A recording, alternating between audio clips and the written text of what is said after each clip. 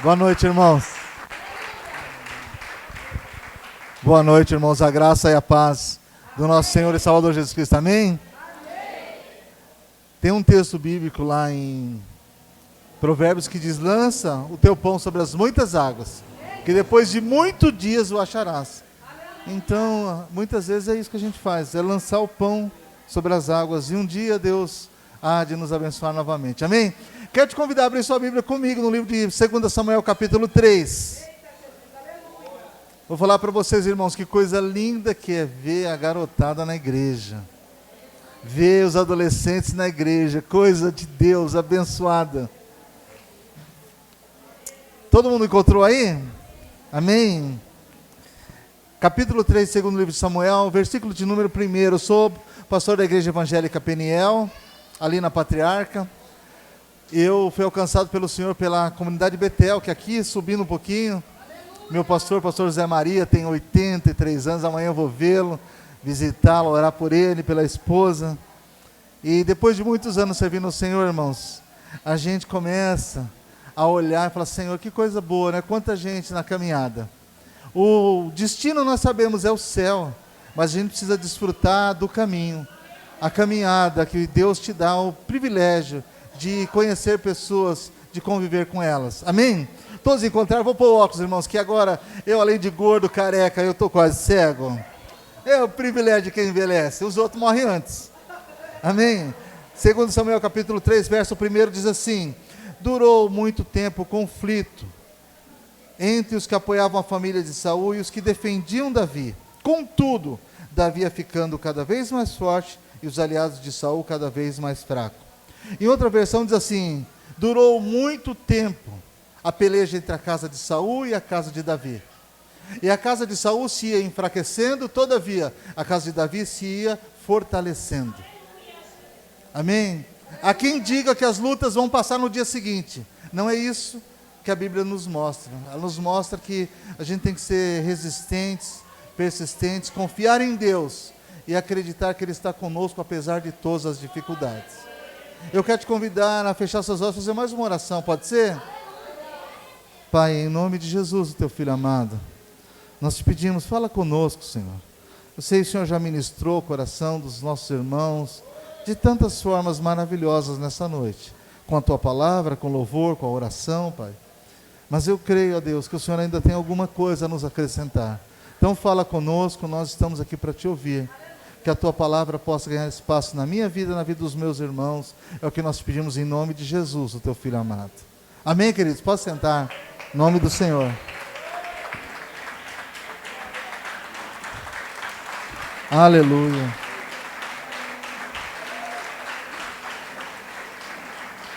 Meus amados irmãos, uma das coisas mais complicadas para a gente entender e aprender a lidar é com a diferença entre gerações. Quando eu fui convidado para estar com vocês e falar com o Senhor, Deus, o que eu prego lá, né? E o Espírito de Deus, eu creio que foi Deus, Deus nunca erra, né? Me mandou falar sobre choque de gerações. Diferença entre gerações. Eu tenho 55 anos, eu tenho uma filhinha de 15. Eu tenho um menino de 20 que é autista, não fala. Nunca falou. Usa fraldas. Depende completamente de mim e da minha esposa. Por isso a minha esposa não está comigo hoje. Porque ela está cuidando do Luquinhas. Eu tenho uma filha de 31, tenho 2 netinhos, eu vou indo para o 3º neto. Meu ministério agora é vovô. Tudo que os pais fazem, os vovôs estragam. A gente está aí, né? Então, e a grande dificuldade que eu tenho visto no decorrer dos meus anos servindo a Deus, é que a garotada vem para a igreja, vai para a escolinha, e elas são ministradas, elas aprendem a orar. Eu já vi muitos pais que não sabem um versículo bíblico, e você perguntar para o filho dele, ele, Mateus 4:4. Nem só de pão viverá o homem, mas de toda a palavra que sai. As crianças sabem, os pais não sabem. Aí as crianças crescem, elas vão chegando na adolescência, e as influências vêm de todos os lados, as dificuldades. E às vezes a gente que já passou por isso não consegue entender. Então eu queria pensar, à luz da palavra de Deus, um pouco sobre algumas coisas que aconteceram no passado, que pode te ajudar hoje, te abençoar. Eu li o versículo 1 do capítulo 3, para poder retornar um pouquinho lá no 2, mas para te dizer, as nossas lutas, elas não acabam no dia seguinte, irmãos. Você começou uma caminhada com Deus, e essa caminhada às vezes ela é muito longa. E Lucas capítulo 3, versículo 33 diz, é importante caminhar hoje, amanhã e depois de amanhã, pois importa que um profeta não morra fora de Jerusalém. Tem muita gente que só começa, e depois para, desiste, você não encontra nunca mais. Eu já batizei muita gente, que eu não sei onde está, não é porque eu não quis ele por perto. Eu já fiz muito casamento, que as pessoas não estão mais na igreja nem juntos. Não foi, Deus nunca errou. Deus nunca errou. Amém? Então o que nós vemos aqui, queridos, são duas gerações. Saul foi escolhido por Deus também. Há quem pensa que quem escolheu Saul foi o diabo. Não, foi Deus. Que mandou ungir o filho de Quis, rei sobre Israel. E o Senhor era com Saul, e Saul governou durante 40 anos, ele foi rei de Israel. Mas assim como Uzias, que o pastor Marcos falou, ele também desobedeceu a Deus. Ele pecou, e o Espírito do Senhor se retirou de Saul. E Deus já havia escolhido Davi para ser seu substituto. Davi também reinou 40 anos. 40 anos. Mas antes de Davi subir ao trono para reinar, ele esteve ao lado de Saul. Ele foi o escudeiro de Saul. Ele foi o músico que tocou a harpa para Saul quando Saul estava endemoniado. O que Saul tinha que fazer quando ele viu que havia um espírito de excelência sobre Davi? Quando ele percebeu que Deus colocou ao seu lado alguém cheio do Espírito Santo, Saul deveria olhar, agradecido para os céus, e dizer: Senhor, muito obrigado, porque o Senhor colocou alguém ao meu lado que eu posso confiar, alguém de Deus que eu possa ensinar. E o papel de Saul era desenvolver o próximo rei, a próxima geração. Mas Saul teve medo do menino, que tinha graça diante dos olhos do Senhor, que ia para as batalhas e vencia todas, porque o Senhor era com ele. E quando Davi voltava, as mulheres, me perdoam mulheres, vocês têm que saber que não pode fazer algumas coisas, as mulheres cantavam: Saul venceu os seus milhares, mas Davi os seus 10 milhares. Ó a mulher arrumando confusão. Ah, meu Deus do céu, podia pensar, mas não podia falar, irmãs. E aí Saul foi se enchendo de inveja, ao ponto de tentar por diversas vezes matar Davi. O que isso tem de importante a ver conosco? Que às vezes Deus nos dá garotos preciosos para tomar conta. E a gente percebe que eles têm um potencial, que eles podem crescer, que eles podem ser uma bênção nas mãos de Deus e ao nosso lado. E a gente fica com medo deles aparecerem demais. A gente começa a achar que, puxa vida, o que é isso? Não pode não. E o menino também acha que é bom demais. E ele fala: esse velho não está com nada, esse coroa aí. Ah, que é isso? A unção está aqui. Não está não. Não está não. Então, irmãos, a gente precisa aprender algumas coisas. Eu queria falar com vocês alguns pontos. Primeira coisa que eu queria colocar, então, você já sabe, as lutas, elas duram muito tempo. Então, se você está doente, está com enfermidade, e alguém falou: vai curar amanhã. Às vezes não. Às vezes não. Não significa dizer que Deus não está aí. Falei que meu filho tem autismo e tem 20 anos de idade. Eu oro por ele todos os dias. Todos os dias eu abençoo o Lucas, abraço ele, e o que eu peço a Deus só é que o Lucas converse um dia comigo. Ele não precisa fazer muita coisa. Eu só queria um dia bater um papo com meu filho. E ele não fala. E eu nunca deixei de orar por ele. Eu já orei por muita gente que foi curado na hora. E meu filho continuou doente. E eu continuo acreditando que Deus é que sabe todas as coisas. Amém? Então entenda isso. Entenda isso.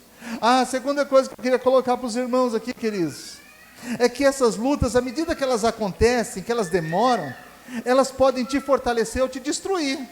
Então a Bíblia diz que a casa de Saul ia ficando enfraquecida com o passar do tempo.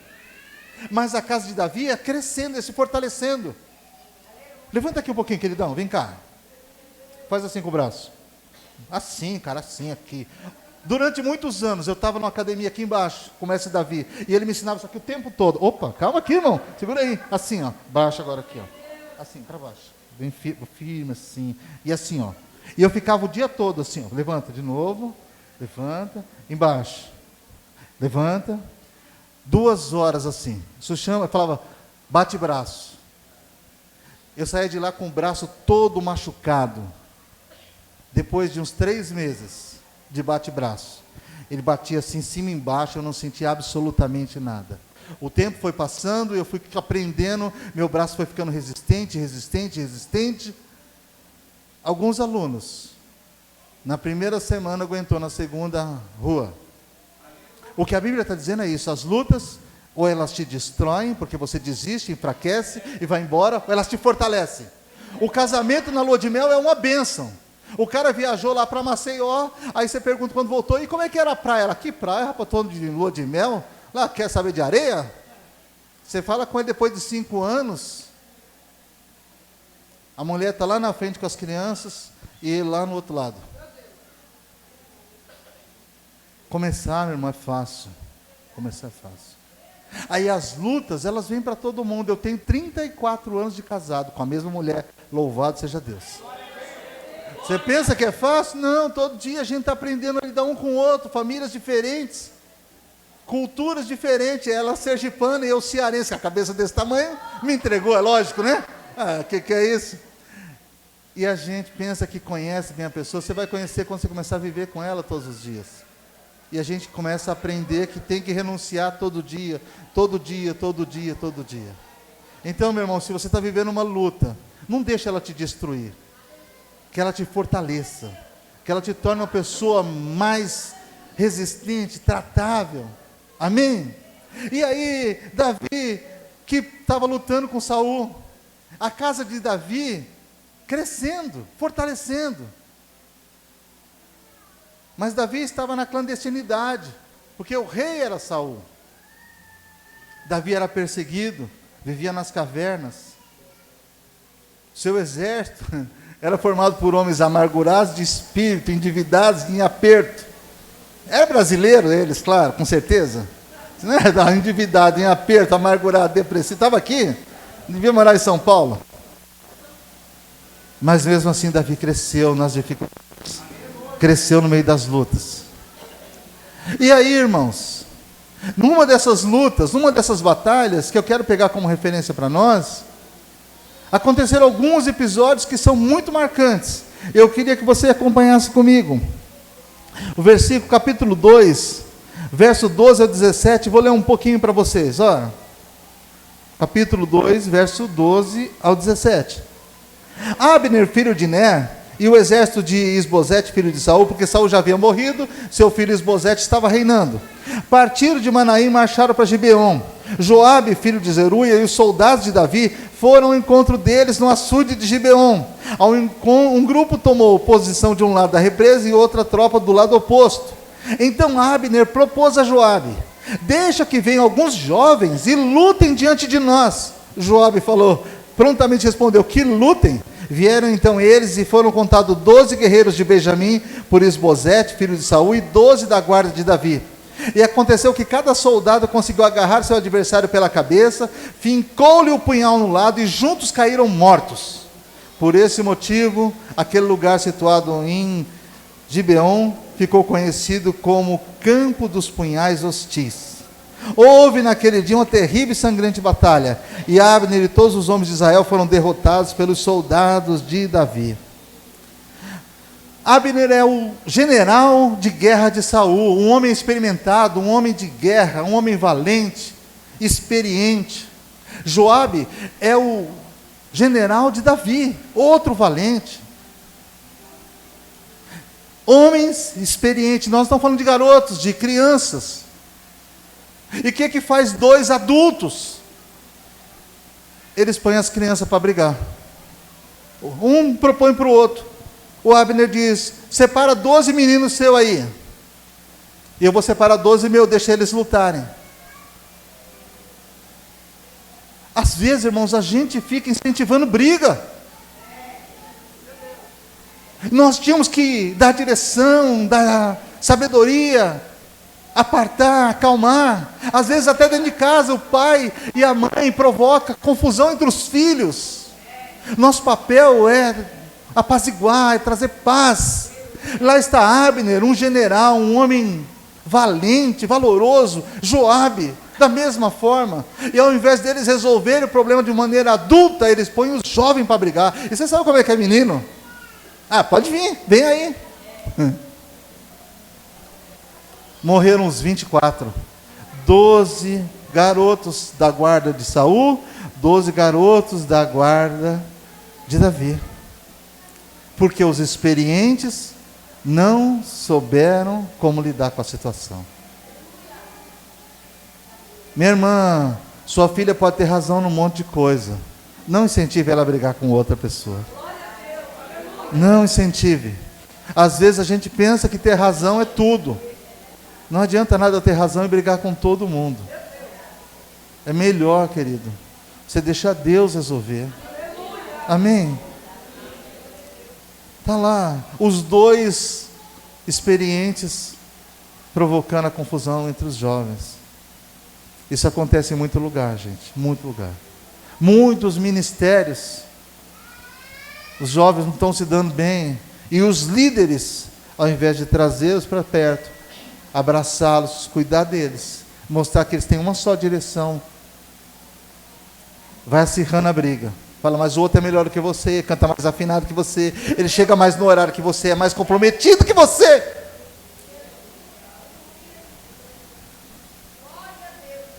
E aí, mesmo tendo boas intenções, nós vamos dividindo, nós vamos separando, nós vamos machucando. Depois não tem conserto, gente. Depois não tem conserto.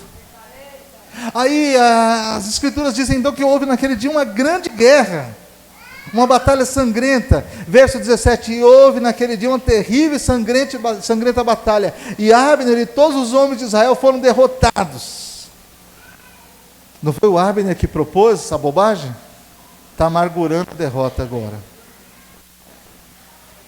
Mas o Joabe vai sofrer muito também, porque toda briga, irmão, assim, ela, por mais que você ache que levou vantagem, ninguém ganha numa guerra, ninguém ganha.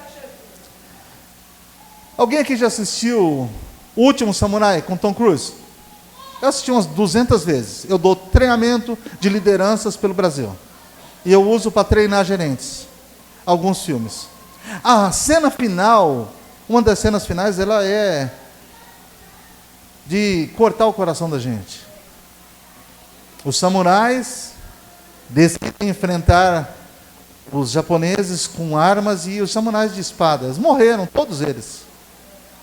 E quando termina, o campo de batalha está todo de sangue, todos mortos, todos no chão. E quando o líder dos samurais cai, os soldados que estavam atirando tiram o chapéu e ajoelham no chão. Eles estavam lutando contra, mas eles tinham tanto respeito por aquele homem, que agora eles de joelhos se dobram, porque caiu o gigante do outro lado. Aí você pergunta, quem ganhou a guerra? Ninguém. Ninguém ganha, todo mundo sofre. Parte deles todos mortos, e quem achou que venceu, percebeu que cometeu um grande engano. Então não fique querendo ter razão em tudo, querido. Às vezes não vale a pena. Agora, o nosso querido Abner e o Joabe, eles estão com um problema pela frente. Agora a luta vai envolver a família. Verso 18 diz assim, estavam os 3 filhos de Zeruia, Joabe, Abisai e Azael. Ora, Azael era rápido na corrida como as gazelas selvagens. Ele se lançou em perseguição a Abner, sem se desviar das suas pegadas, nem para a direita nem para a esquerda. Abner olhou para trás e indagou, és tu, Azael? E ele replicou, sou eu. Então Abner recomendou-lhe, vai para a direita ou para a esquerda, e captura um dos meus soldados e aposta-te dos seus despojos.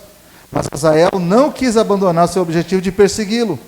Abner voltou a advertir Azael, exclamando, deixa de seguir-me, porquanto não quero ferir-te de morte. Como poderia eu encarar teu irmão Joabe de novo nos olhos? Como Azael se recusasse a afastar-se, Abner lhe desferiu um golpe com a sua lança, que perfurou o estômago e a ponta saiu pelas costas. Azael caiu morto e morreu, caiu e morreu imediatamente ali mesmo. E todos que iam chegando ao lugar onde Azael caíra e morrera, ali se detinham. Olha, o Abner é o general experiente. O Azael é o garotão, malhado, da academia, corre bem, mas não tem experiência.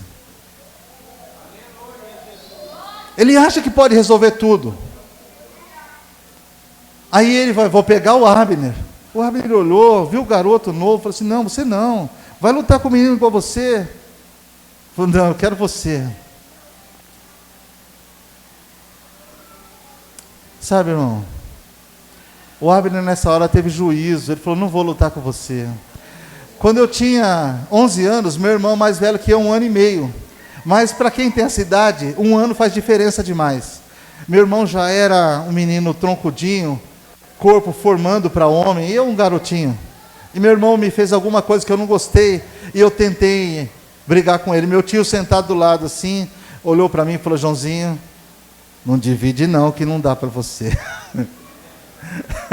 Ele só falou assim, Joãozinho, não divide não, que não dá para você.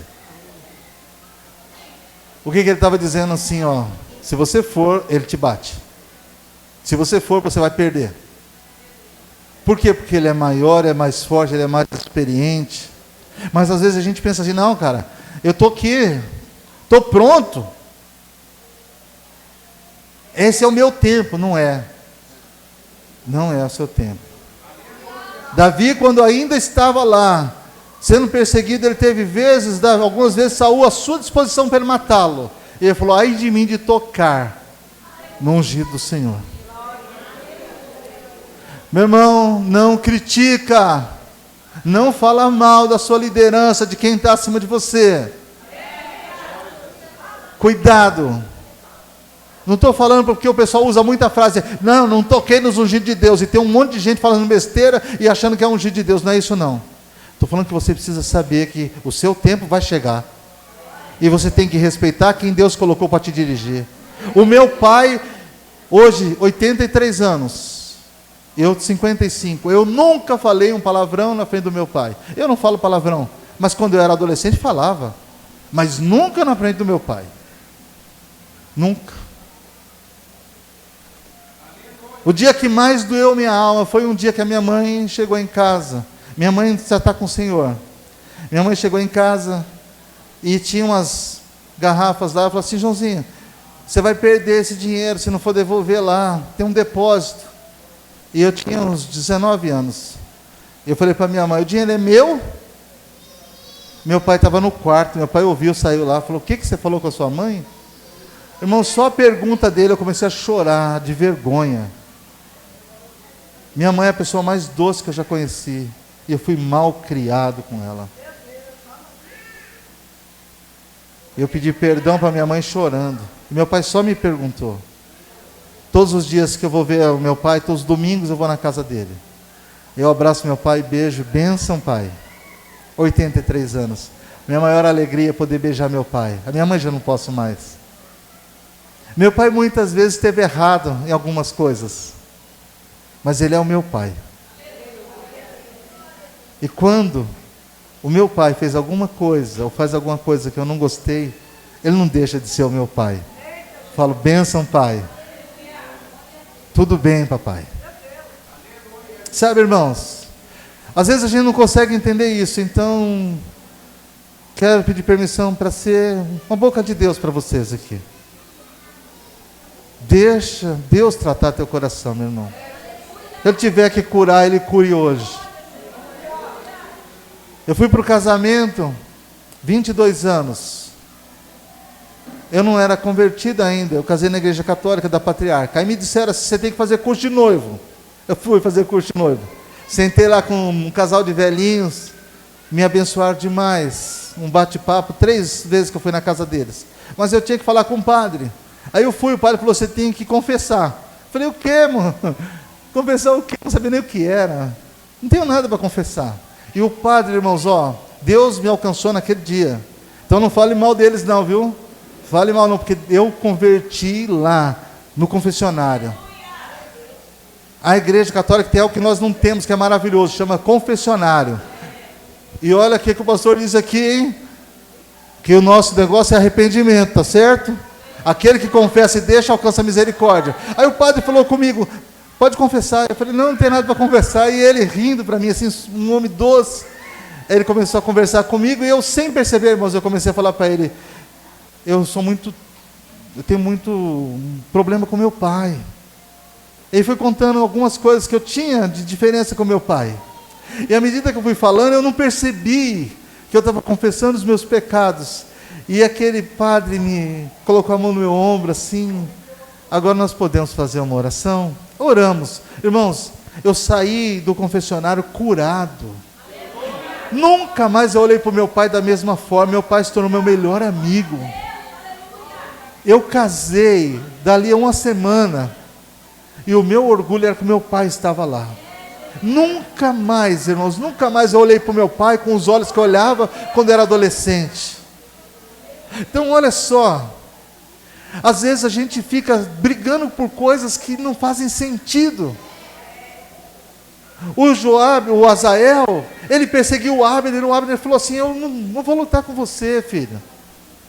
Como é que eu vou encarar o seu irmão? Se fosse o seu irmão, eu lutava com ele, mas com você não. O Azael falou, não, eu dou conta, eu estou pronto. Esse cara diz assim, eu nasci pronto. Ninguém nasce pronto, senão era um monstro. E o Abner então teve que, para não morrer, ele matou Azael. O garoto, com um futuro imenso pela frente, talvez cheio de unção, morreu. Porque ele não respeitou quem estava acima. Agora, qual é o impacto disso na vida da gente? Porque quando alguma coisa assim acontece na sua casa, na família ou na igreja, todo mundo sofre. Todo mundo. Não pensa que o que você está fazendo não tem importância para os outros, porque tem. Vamos ver aqui o que diz a palavra do Senhor. Verso de número 23. Como Azael não se recusasse a afastar-se, Abner desferiu um golpe da sua lança que perfurou o estômago e a ponta lhe saiu pelas costas. Azael caiu e morreu imediatamente, ali mesmo.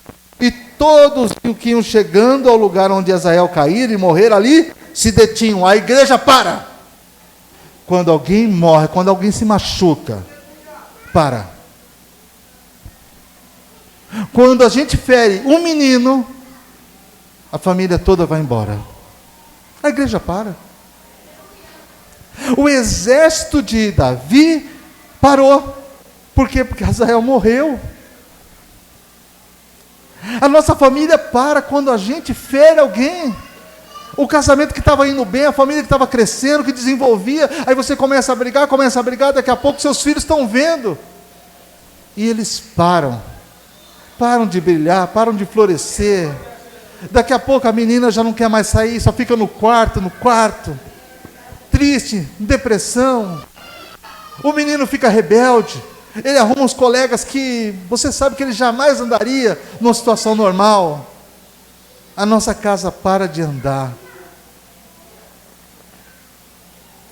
A gente precisa tomar cuidado, irmãos, com as nossas atitudes, porque quando alguém se fere, todo mundo sofre. Todo mundo. O Azael morreu porque ele quis ser herói. Mas o exército todo dele, que estava vencendo a batalha, parou.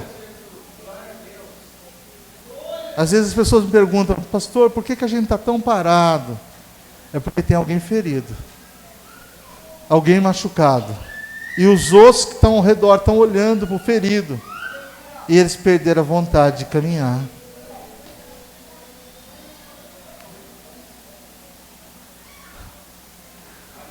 Verso 24 diz assim, então Joabe e Abisai, que eram os dois irmãos de Azael, perseguiram Abner, veio o instinto de vingança.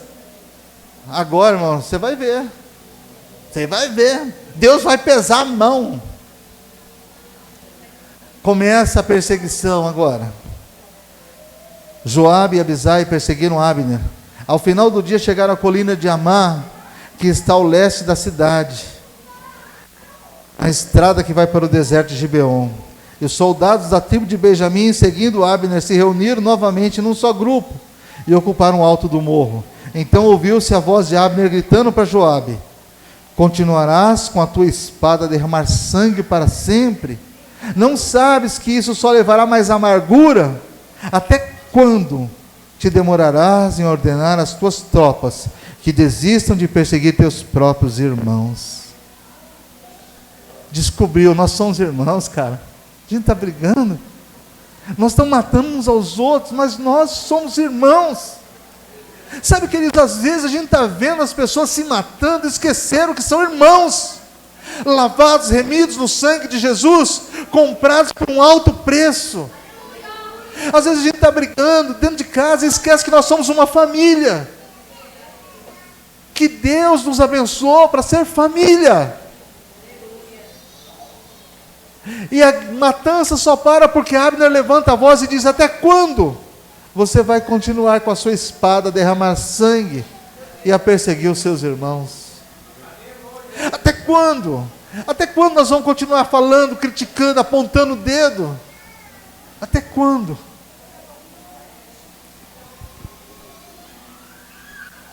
O Joabe responde. Diante disso, Joabe exclamou em respostas: juro por Yahvé, o nome de Deus, se não tivesses erguido a tua voz, o meu exército perseguiria cada um dos teus irmãos até amanhã de manhã. Em seguida, Joabe mandou soar a trombeta, e todo o exército suspendeu o combate, cessou a perseguição a Israel, e terminou completamente a guerra. Abner e seus homens caminharam durante toda a noite pela Arabá, o vale do Jordão, atravessaram o rio Jordão, e depois de marcharem toda a manhã do dia seguinte, chegaram à cidade de Manaim. Assim que Joabe cessou sua perseguição, reuniu toda a sua milícia e verificou que estavam faltando 19 guerreiros, além de Azael, 20 baixas, 20 mortos no exército de Davi. Porém, a guarda de Davi havia matado 360 soldados de Abner, todos eles pertencentes à tribo de Benjamim. Meu irmão, por uma bobagem morreram 380 pessoas.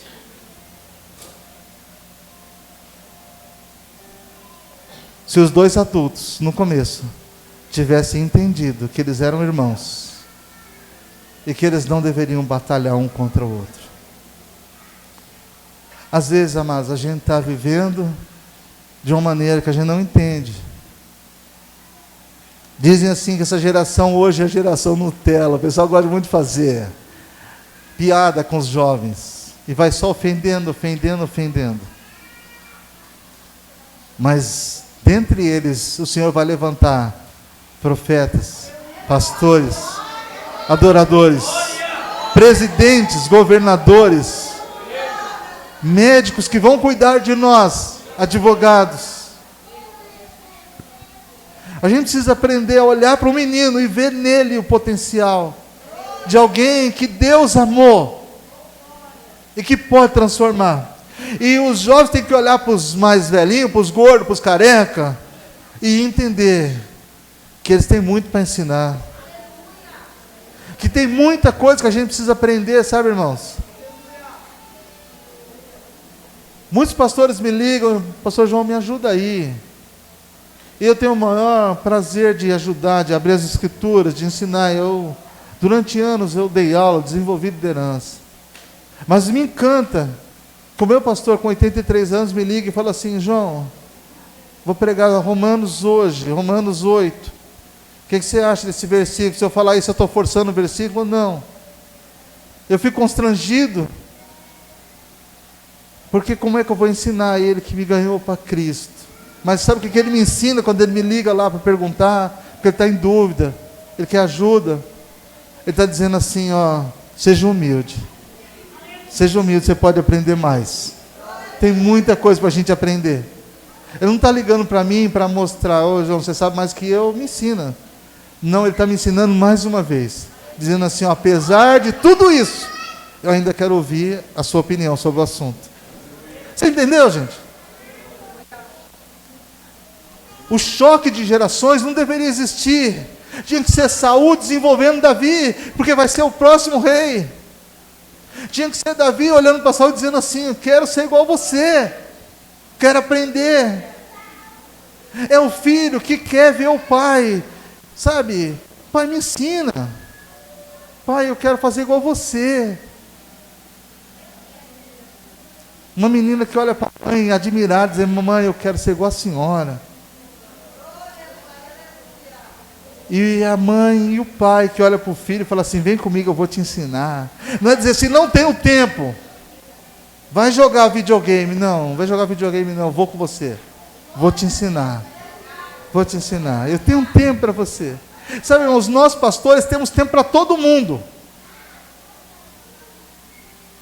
O pastor fez uma colocação aqui: não é o bacana da internet que vai te visitar quando você quebra o pau em casa. É o seu pastor que sai 3 horas da manhã e vai lá ouvir o que não devia. E quando morre alguém na família, quem vai é ele também. Mas dificilmente alguém liga para a casa do pastor e fala: pastor, você está precisando de alguma coisa? Eu queria orar por você. Quando as pessoas ligam lá em casa, eu já sei: meu Deus, vai ter outra confusão, problema.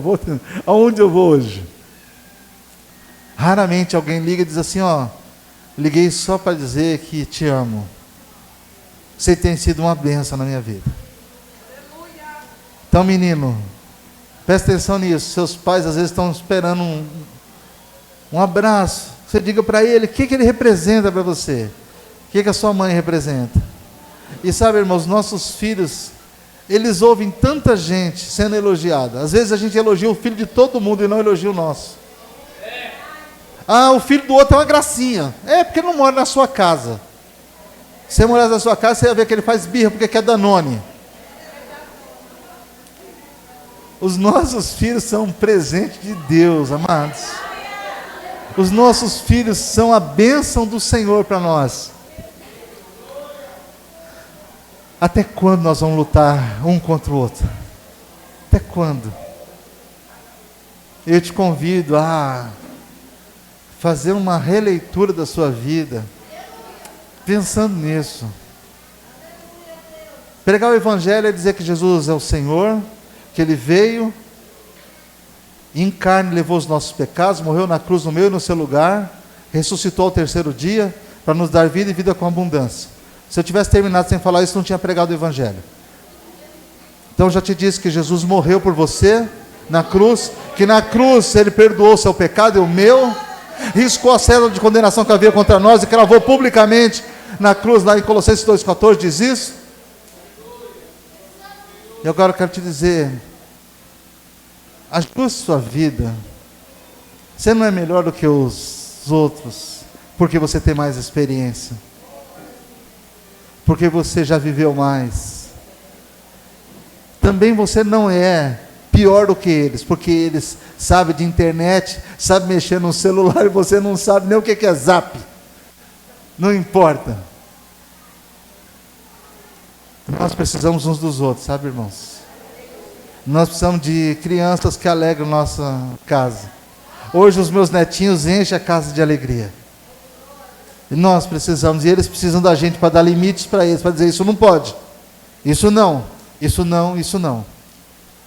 E a igreja precisa da garotada que canta, que vibra aqui, e que de vez em quando apronta umas coisas também, é verdade. São crianças. Eles não vão pensar com a minha cabeça de 55. E eles precisam de vocês, adultos, na liderança, que vão mostrar o caminho, mas sem colocar o garoto lá fora. Fui pregar num lugar aí, o menino estava de bermuda e cheio de tatuagem. E eu terminei de pregar, eu chamei ele para vir orar pelos jovens. Aí o pastor olhou para mim assim, ele falou assim: já que o João chamou para orar, então ora. E eu falei assim: olha, esse menino é um menino de ouro. Muita gente vai embora da igreja, mas esse daqui não vai, esse garoto eu conheço ele. Os anos passaram, aquele menino de ouro continua lá, cada dia melhor. A tatuagem dele não fez dele um perdido.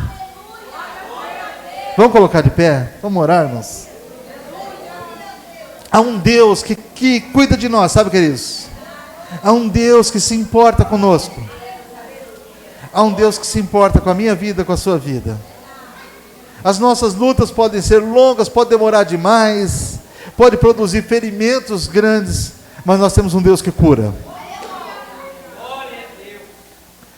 Um Deus que olha para mim e para você todos os dias. Às vezes a gente não entende bem porque está passando por lutas. Eu viajo muito, irmãos. Tem dias que eu dirijo 1.200 quilômetros, em um dia só.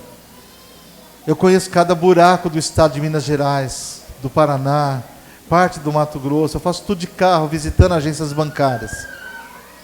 E às vezes eu passo nos pedágios chorando.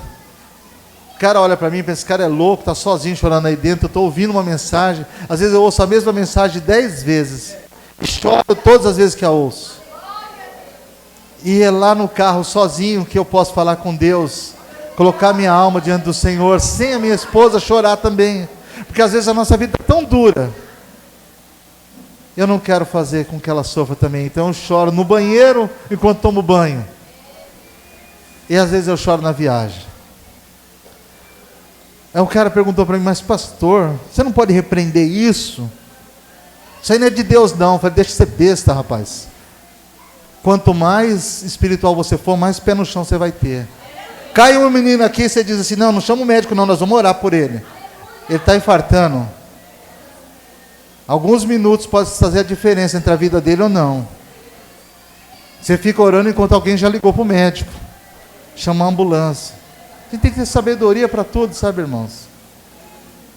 A gente precisa saber, confiar em Deus não é colocar Deus à prova. Não é fazer joguinho com Deus. Dizer, Senhor, eu confio totalmente em Ti. E apesar de tudo estar dando errado, eu sei que o Senhor está no controle. Que todas as coisas, Senhor, mesmo que eu não entenda, e mesmo que eu não veja, Senhor, a bênção, todavia, eu sei que ela está reservada para mim. Porque as Escrituras dizem que muitos dos fiéis a Deus, dos heróis da fé, morreram sem alcançar a promessa. Mas eles estão lá relacionados em Hebreus 11 para dizer, Deus jamais se esqueceu deles. O Senhor não se esqueceu de você, não esqueceu de mim, amém? O que